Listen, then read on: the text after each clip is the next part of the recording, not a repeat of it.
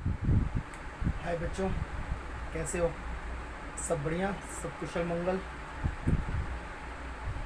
तो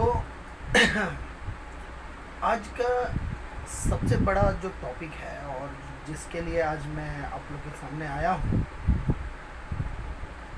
वो ये बताने के लिए आया हूँ कि अब भारत बदल रहा है।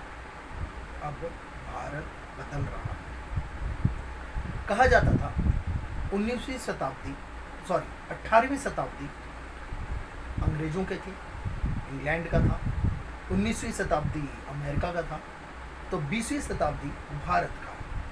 आज आप सबने प्रधानमंत्री का भाषण भी सुना होगा। कल जब हमारे प्रधानमंत्री संबोधित कर रहे थे देश को 8 बजे, उन्होंने भी यही बात कही। उन्होंने कही कि अब भारत बदल रहा है। अब भारत, वो समय आ गया है जब भारत अपने स्वाभिमान को बचाए और अपने स्वदेशी चीज़ों को अपनाए। मैं भी अपने माननीय प्रधानमंत्री जी के साथ हूँ और आप सब से, जो मेरे फॉलोअर्स हैं या वो सभी जो मेरे वीडियो को देख रहे हैं, मैं ये चाहता हूँ कि आप सब इस बात को समझें। अगर हम अपने देश की चीज़ों को ही अपनाएंगे, अपने स्वदेशी को अपनाएंगे, तो इसका सबसे बड़ा फ़ायदा हमारे देश के जो लघु उद्योग हैं, जो हमारे देश के हस्तशिल्पकार हैं, जो हमारे लोकल्स हैं, इनकी बढ़ोतरी होगी। जब ये बढ़ेंगे और ये ब्रांड बनेंगे तो भारत का नाम होगा। अब जैसे मान लीजिए रिबॉक कपड़े बनाने वाली कंपनी, जो कि शायद बाहर की कंपनी है, हमारे देश की तो है नहीं। ये बाहर वाली कंपनी शुरू में एक छोटे लेवल पे काम शुरू किया। इन्होंने लोकल मार्केट में सामान को बेचा। वहाँ के लोकल लोगों ने इसको ब्रांड बनाया और आज हम रिबॉक के कपड़े को या जूते को पहनते हैं।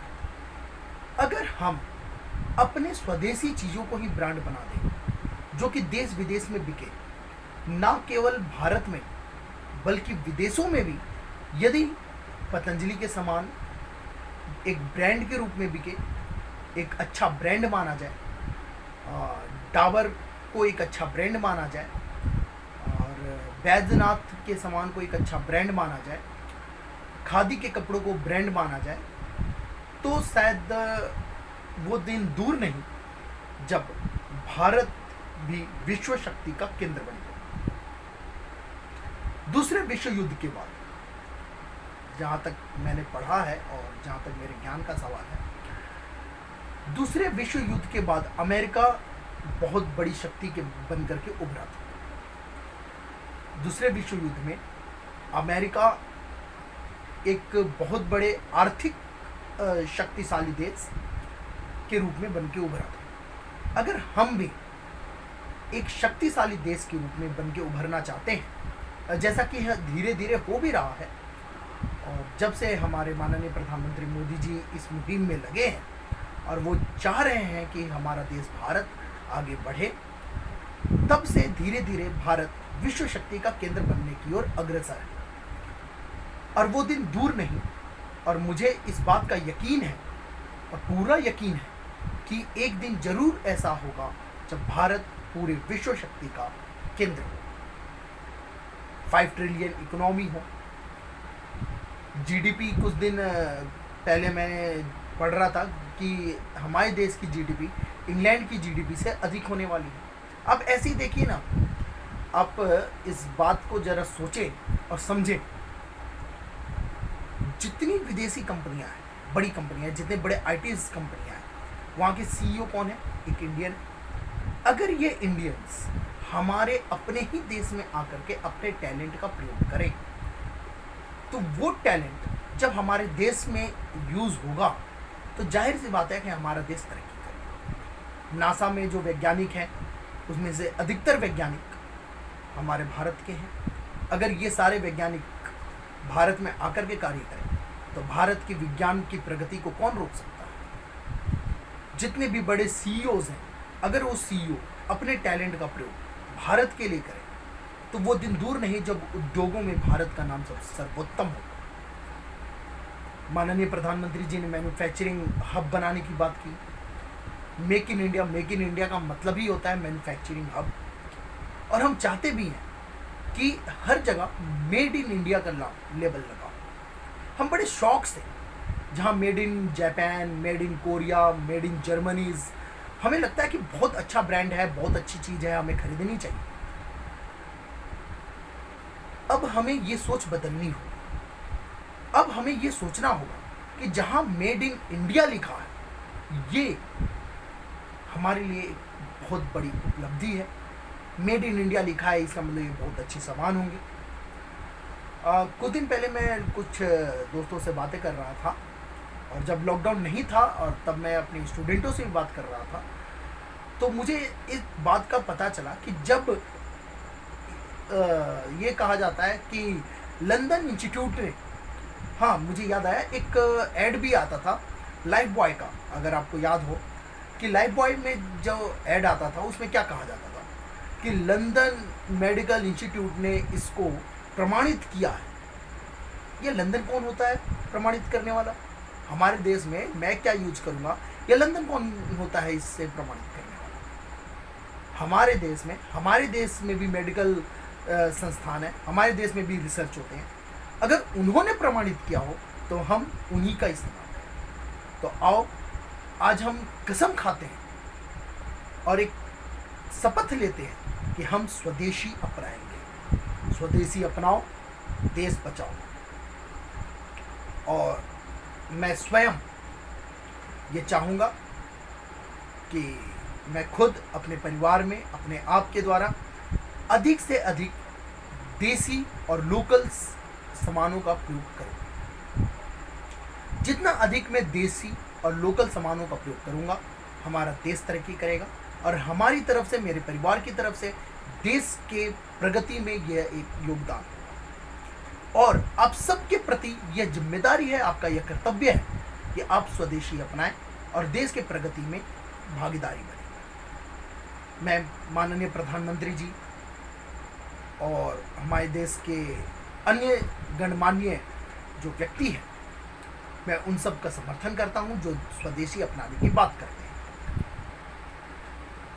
तो आज के बाद दिवाली में चाइनीज चीज़ें नहीं खरीदें। और दिवाली ही नहीं, सिर्फ दिवाली, होली और एक विशेष मौके पे ही सिर्फ चाइनीज चीज़ों का बहिष्कार करने से नहीं होगा। हमें सबसे पहले इंडिया में मैन्युफैक्चरिंग करनी होगी। सर, इस बात की भी सच्चाई को नहीं हटाया जा सकता है कि हम सुबह जगने से लेकर के रात को सोने तक ना जाने बहुत से विदेशी चीज़ों का इस्तेमाल करते हैं। देसी चीज़ों, मैं ऐसा नहीं कह रहा कि हम देसी चीज़ों का इस्तेमाल बिल्कुल ही नहीं करते, हम करते हैं, हम देसी चीज़ों का भी इस्तेमाल करते हैं, लेकिन हम जाने या अनजाने बहुत से विदेशी चीज़ों का इस्तेमाल। जैसे एग्जांपल पे ले लीजिए, इस समय जो आप वीडियो देख रहे हो वो मोबाइल, इवन यहाँ तक कि जिस कैमरे से मैं यह मोबाइल शूट कर रहा, जिस मोबाइल से मैं यह वीडियो शूट कर रहा हूँ, यह भी शायद विदेशी है। इसके जो पार्ट्स हैं ये विदेशी हैं। तो हम पूर्ण रूपेण स्वदेशी तब अपना पाएंगे जब ये सारे चीज़ें हमारे देश में बनने चालू हो जाए, हमारे देश में ही इन सब की मैन्युफैक्चरिंग हो, मेड इन इंडिया हो। और इसमें मैं अपना संपूर्ण योगदान देने को तैयार हूँ। मैं अपनी तरफ से एक शिक्षक होने के नाते मैं सभी लोगों से हमेशा यह आग्रह करूँगा और हमेशा यह शिक्षा दूंगा कि स्वदेशी अपनाएं जहाँ तक हो सके। अब ये तो मजबूरी है कि जब तक पूरी तरीके से मैन्युफैक्चरिंग नहीं हो जाती, हमारे देश में मेड इन इंडिया नहीं हो पाता, तब तक हम पूरी रूपेण स्वदेशी नहीं अपना सकते हैं। लेकिन जहाँ तक हो सकता है, जैसे हम चाइनीज़ खाने का बहिष्कार कर दें, हम देसी खाने का प्रयोग करें। हमारे देश में ही बहुत अच्छे अच्छे व्यंजन बनते हैं। कोल्ड ड्रिंक्स का प्रयोग ना करके हम शरबत का प्रयोग करें, नींबू के पानी और उसमें मैं तो अधिकतर पीता रहता हूँ नींबू का पानी, उसमें नमक डाल के या उसमें चीनी डाल के। हम स्नैक्स के तौर पर समोसे खा सकते हैं। समोसे हमारे देश का, हमारे देश के व्यंजन हैं। गुजरात में ढोकला बनता है, हमारे साउथ इंडिया में इडली डोसा है, हमारे बिहार में, मैं खुद बिहार का रहने वाला हूँ, हमारे बिहार में लिट्टी चोखा है। ये सब देसी है। अगर हम इन सब को ब्रांड बना दें और ये सब विदेश में स्नैक्स के तौर पे मिले। बंगाल में आपको पता होगा कि बंगाल में शाम को लोग मूढ़ी खाते हैं। मूढ़ी और उसमें प्याज व्याज काट कर, जो बंगाली हैं या जो कुछ बिहारी भी जानते होंगे, उत्तर प्रदेश वाले भी जानते होंगे मूढ़ी क्या होती है। पता, यहाँ हरियाणा में भी उसको कुछ कहते हैं, मुझे याद नहीं आ रहा है कि उसको हरियाणा की भाषा में क्या कहते हैं। मुरमुरा, हरियाणा में उसको मुरमुरा कहते हैं। उस मुरमुरे में प्याज और थोड़ा बहुत काट वाट के प्याज और धनिया पत्ता, थोड़ा नींबू डाल करके बहुत अच्छा लगता है। ये अगर हम स्नैक्स के तौर पे अपनाएं और इसे हम ब्रांड बनाएं, अपने खादी के कपड़ों को, खादी को लेकर के, मैं कपड़े को भी लेकर के कह रहा हूँ, खादी के कपड़े को भी हम अपना ब्रांड बनाएं। जितने मोबाइल्स हैं, अगर हम अभी तो जहाँ तक मुझे लग रहा है कि ये पॉसिबल नहीं है कि मोबाइल, लैपटॉप या कोई भी इलेक्ट्रॉनिक चीज़ें हम पूर्ण रूपेण स्वदेशी अपना लें, क्योंकि कोई भी चीज़ को बनने में एक दिन या एक रात नहीं लगता, उसको महीने, साल और कई साल लग जाते हैं। तो एक दिन में तो सब कुछ नहीं बदलेगा, धीरे धीरे बदलेगा। बट मैं यह भी जानता हूँ, slow but steady wins the race. बचपन में हमने खरगोश और कछुए की कहानी पढ़ी थी। धीरे धीरे ही सही, लेकिन एक दिन जरूर आएगा कि जब भारत विश्व शक्ति का केंद्र हो। और मैं यह देखना चाहता हूँ, यह मेरी इच्छा है, हार्दिक इच्छा है कि मैं उस देश का वासी, मैं उस देश का क्या कहते हैं उसे, सबूत बनूं, जिस देश में सब कुछ स्वदेशी है। बाहर के देशों में खादी के कपड़ों को एक अच्छा ब्रांड माना जाए, डाबर, वैद्यनाथ, पतंजलि को एक अच्छा प्रोडक्ट माना जाए और उसी का प्रयोग लोग करें। पूरे विश्व में भारत एक बहुत बड़ी शक्ति के रूप में उभरे, या मेरी हार्दिक इच्छा है। और ये केवल हमारे माननीय प्रधानमंत्री जी अकेले नहीं कर सकते। आइए, और मैं आप सबका से यह अनुरोध करता हूँ, आप सबसे यह आग्रह करता हूँ, करबद्ध प्रार्थना है कि हम अपने माननीय प्रधानमंत्री जी की बात माने और देश के तरक्की में अपने तरफ से जो योगदान हो सके वो योगदान दें। अब दूसरी बात, इस बात पे आते हैं लॉकडाउन को लेकर।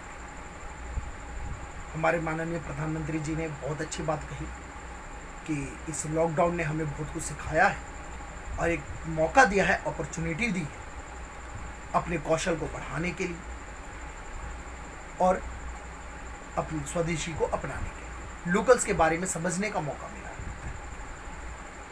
तो कुछ दिन पहले भी मैंने एक वीडियो जारी किया था, उस वीडियो में कहा भी था कि इस लॉकडाउन को एक अपॉर्चुनिटी में बदले, अपने नॉलेज बढ़ाएं, किताबें पढ़ें। और मैंने एक कहानी भी सुनाई थी कि किस प्रकार एक वकील अपने आप एक शर्त के द्वारा 25 साल के लिए, शायद मुझे याद नहीं आ रही उस कहानी में, 20 या 25 साल के लिए अब आजीवन कारावास भोगने के लिए तैयार होता है और एक कमरे में बंद होता है, और उस साल के दौरान उसने ना जाने कितनी किताबें पढ़ लिया होता है।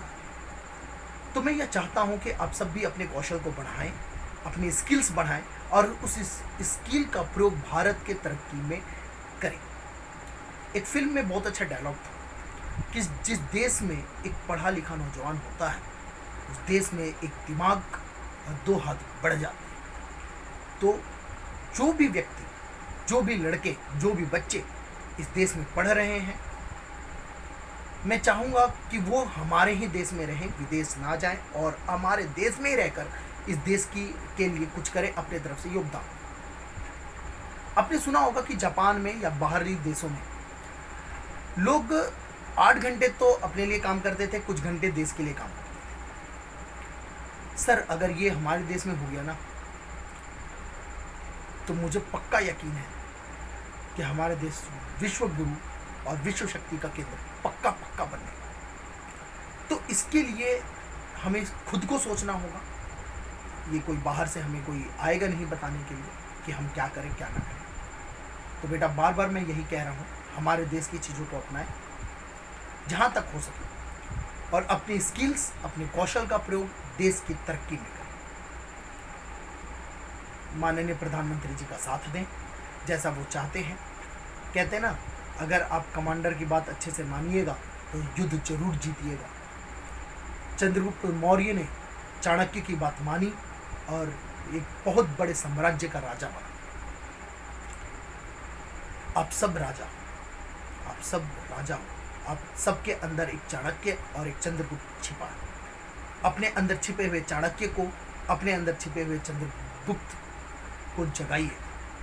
और जिस दिन ये चाणक्य चंद्रगुप्त जाग गए, उस दिन प्रत्येक चाणक्य, प्रत्येक चंद्रगुप्त को एक राजा बनाएगा। और जब वो दिन दूर नहीं कि प्राचीन भारत की तरह ही आज का आधुनिक भारत भी विश्व गुरु बन जाएगा, विश्व शक्ति का केंद्र होगा। जिन लोगों ने इतिहास पढ़ा है या जो बच्चे पढ़ रहे हैं वो जानते होंगे कि पहले भारत सोने की चिड़िया थी। यह दोबारा हो सकता है, यह दोबारा हो सकता है। उस समय जब भारत सोने की चिड़िया थी, उस समय विदेशी चीज़ें हम इस्तेमाल नहीं करते थे। उस समय कोई रिबॉक के कपड़े नहीं हुआ करते थे। उस समय कोई पेप्सी या कोका कोला नहीं हुआ करता था। उस समय चाइनीज़ लड़ियाँ नहीं हुआ करती थी। उस समय कोई चाइनीज़ रंग का इस्तेमाल नहीं होता था। उस समय सब देसी था, सब कुछ देसी था। तो बेटा देसी अपनाएं और भारत को सशक्त भारत बनने में अपना योगदान दें। बस यही कहना चाहता था मैं आप लोगों से कि भारत को सशक्त भारत बनने में योगदान दें। फिर मिलेंगे, फिर कोई ऐसी बात होगी तो मैं आप लोगों को समझाने के लिए ज़रूर वीडियो बनाऊंगा। तब तक के लिए जय हिंद।